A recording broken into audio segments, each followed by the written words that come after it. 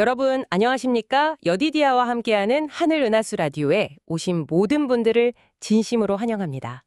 오늘은 가나안으로 돌아옴이라는 제목으로 이야기를 나누어 보겠습니다. 여디디아님, 야곱이 그 오랜 타향살이 끝에 드디어 가나안 땅으로 돌아왔는데 이게 돌아왔다고 해서 모든 게 다 좋았던 건 아니라고 들었어요. 특히 그 세겜 땅에서 좀 큰일이 있었다면서요? 네, 맞습니다. 야곱이 이제 가나안 세겜에 도착해서 제일 먼저 한 일이 제단을 쌓는 거였죠. 이름을 엘로헤 이스라엘이라고 불렀는데 하나님은 이스라엘의 하나님이다 이런 뜻이거든요. 아, 할아버지 아브라함처럼 신앙의 발자취를 딱 따르려고 했던 거네요? 그렇죠. 그런데 말씀하신 대로 평화가 오래가지는 못했습니다. 바로 딸 디나에게 불행한 사건이 생기죠. 네, 그 이방인들과의 교제가 문제가 된 거였죠? 네, 그 지역 추장의 아들에게 디나가 좀 안 좋은 일을 당하고 이게 또 그냥 넘어가질 않아요. 야곱의 아들들, 특히 시므온과 레위가 아주 잔혹하게 복수를 합니다. 아, 그 세겜 남자들을 전부? 네, 전부 학살해버리죠. 정말 끔찍한 사건이었어요. 그래서 야곱이 엄청난 공포에 휩싸입니다. 내게 화를 끼쳐서 이 땅 주민들에게 악취를 풍기게 했다고 아들들을 책망하면서 주변 민족들의 보복을 정말 두려워하죠. 야곱 입장에서는 정말 아찔했겠네요. 네. 그리고 이게 그냥 단순한 분노가 아니라 아들들이 저지른 지의 심각성, 또 그 근본 원인이 하나님을 경외하지 않는 자들과 함부로 교제하려 했던 것에서 비롯됐다는 걸 좀 깨달았던 것 같아요. 그래서 훗날 유언에서도 이 일을 언급하면서 저주까지 하잖아요. 맞습니다. 그만큼 야곱에게는 충격적이고 슬픈 사건이었던 거죠. 정말 가족 전체에 큰 위기가 닥친 건데 이런 상황 속에서 야곱은 그럼 어떻게 했나요? 다시 하나님께로 나아갔나요? 네. 이 사건을 계기로 야곱이 이제 자신과 가족을 돌아보게 됩니다. 아들들의 죄뿐만 아니라 그동안 알게 모르게 가족들 안에 들어와 있던 이방 우상 숭배의 문제까지 좀 직시하게 된 거죠. 아, 겸비해지는 계기가 되었군요. 그렇죠. 바로 그때 하나님께서 야곱에게 나타나셔서 예전에 어려울 때 만났던 곳, 바로 베델로 올라가라고 지시하십니다. 과거에 하나님과 약속했던 그 장소로 다시 부르시는 거네요. 네. 이건 그냥 장소만 옮기라는 게 아니라 영적으로 새롭게 시작하라는, 정결해지라는 그런 요구였던 거죠. 그래서 베델로 가기 전에 가족들에게 그 이방 신상들이랑 귀고리 같은 거 다 버리라고 하잖아요. 그 장면이 참 인상 깊었어요. 네, 맞아요. 세겜 상수리나무 아래에 그것들을 다 묻어버리는데 이게 이제 세상적인 것, 우상들과 완전히 결별하고 하나님께로 돌아가겠다는 아주 강력한 의지의 표현이었죠. 그런 결단이 있으니까 하나님께서 또 보호해 주시는 거군요. 그렇습니다. 놀랍게도 야곱 가족이 베델로 가는 동안 주변 민족들이 두려워서 감히 그들을 건드리지 못했다고 기록되어 있어요. 하나님께서 보호하신 거죠. 베델에 도착해서는 다시 언약을 확인하고 돌기둥도 세우고요. 네. 그런데 그 과정에서 또 슬픈 일이 있죠. 어머니 리브가의 유모였던 드보라가 죽어서 거기 상수리 나무 아래 묻는데 그 나무 이름을 알론바굿, 그러니까 곡함의 상수리 나무라고 부르었어요. 슬픔이 계속되는 거죠. 베델 이후에도 야곱의 여정이 순탄하지만은 않았던 것 같아요. 어떤 시련들이 더 있었고 특히 야곱 개인에게는 어떤 변화가 있었는지 궁금한데요. 네, 베델 이후에도 큰 시련이 닥칩니다. 가장 사랑했던 아내 라헬이 막내 아들 베냐민을 낳다가 죽게 되죠. 와, 정말 큰 슬픔이었겠어요. 네, 라헬이 죽어가면서 아들 이름을 베노니, 그러니까 내 슬픔의 아들이라고 불렀는데 야곱이 그 이름을 베냐민, 오른손의 아들 또는 내 능력의 아들로 바꿔 부릅니다. 슬픔 속에서도 어떤 희망이나 의지를 보여주는 것 같네요. 그렇죠. 그리고 또 장남 루벤이 아버지의 첩과 관계하는 그런 끔찍한 죄를 짓고 장자권을 상실하게 되고요. 결국에는 헤브론에 도착해서 아버지 이삭과 재회하지만 그 후에는 형 에서와 완전히 갈라서게 됩니다. 에서와의 분리는 왜 일어나게 된 건가요?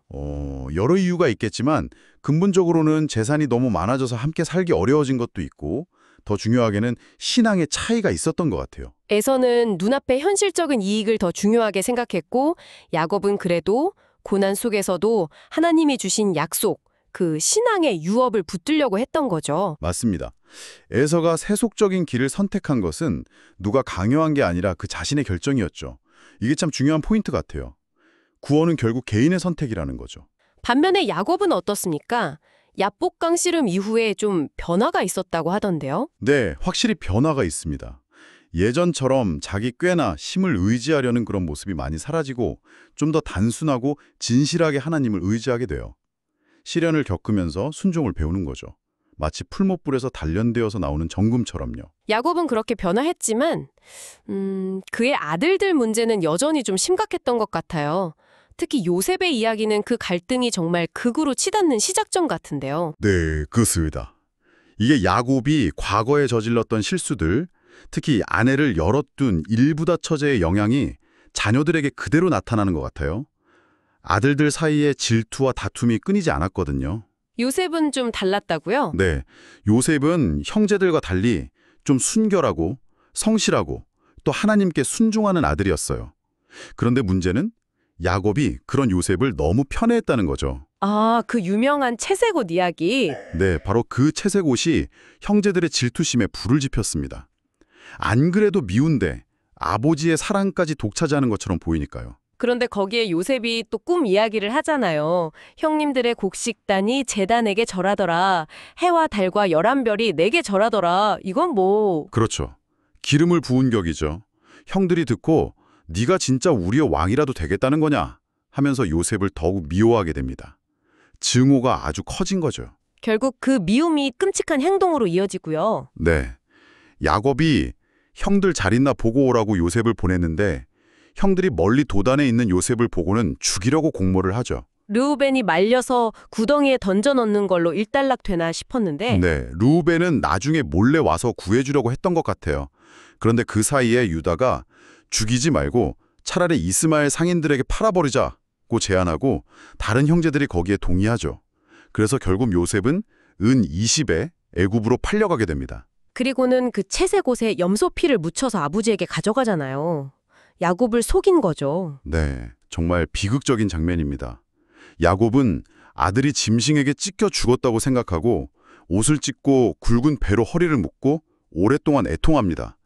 자식 잃은 아버지의 슬픔이 정말 절절하게 느껴지죠. 그래서 야곱을 그냥 내버려 두신 게 아니라 계속 단련시키시고 변화시키셨다는 게 느껴집니다. 맞습니다. 그게 핵심인 것 같아요. 야곱에게도 에서처럼 그냥 세상적인 것을 택할 기회는 얼마든지 있었을 거예요. 훨씬 편한 길이었겠죠.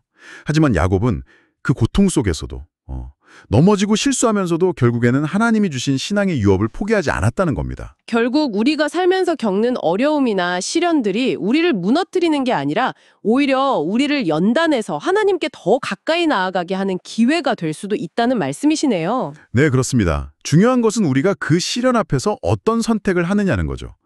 그 선택이 우리의 현재뿐 아니라 영원한 운명까지 결정짓는다는 것을 기억해야 합니다. 오늘 말씀을 들으시는 여러분의 삶에도 혹시 어려움이 있다면 그 속에서 하나님께서 주시는 영적인 교훈을 발견하고 또 믿음으로 반응하는 우리가 되었으면 좋겠습니다.